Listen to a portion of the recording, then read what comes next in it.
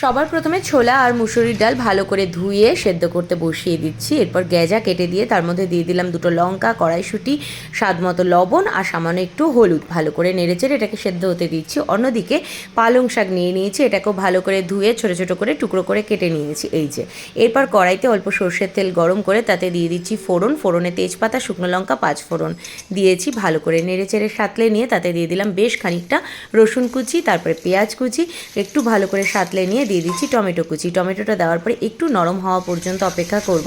এরপরে দিয়ে দিচ্ছি কিছু ধুয়ে রাখা চিংড়ি মাছ, ছোটো চিংড়ি দিলেই ভালো লাগে স্বাদটা। এরপর ভালো করে নেড়ে চেড়ে এর মধ্যে নুন, হলুদ, তার সঙ্গে ধনের গুঁড়ো, জিরের গুঁড়ো দিয়ে ভালো করে কষিয়ে নিচ্ছি। ভালোভাবে কষে তেল ছেড়ে গেলে দিয়ে দিচ্ছি ধুয়ে রাখা পালং শাকটা। আগে থেকে ভাপানোর কোনো প্রয়োজন নেই। এরপরে নেড়ে চেড়ে ঢাকা দিয়ে খানিকক্ষণ হতে দেবো। দেখবে শাকটা একদম মজে অল্প হয়ে যাচ্ছে। এই যে 5 মিনিটের মধ্যেই কিন্তু এই কাজটা হয়ে যাবে। এরপরে আরও একবার সবটাকে ভালো করে নেড়ে চেড়ে নিয়ে ডালের মধ্যে মিশিয়ে দিচ্ছি। দুরকম ডাল আর মশলাপাতির পরিমাণ কিন্তু ডিটেলস যে ভিডিও তার মধ্যে দেওয়া আছে, মানে বড় ভিডিওতে।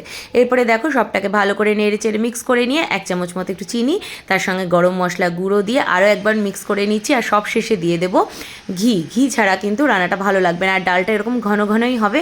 ভাত বা রুটি যাই দিয়ে খাও না কেন দারুণ লাগবে খেতে। অবশ্যই একবার বানিয়ে দেখো। যেরকম টেস্টি সেরকমই কিন্তু হেলদি একটা রেসিপি। আর হ্যাঁ, ভালো লাগলে লাইক, কমেন্ট, শেয়ার করতে ভুলো না কিন্তু। টাটা।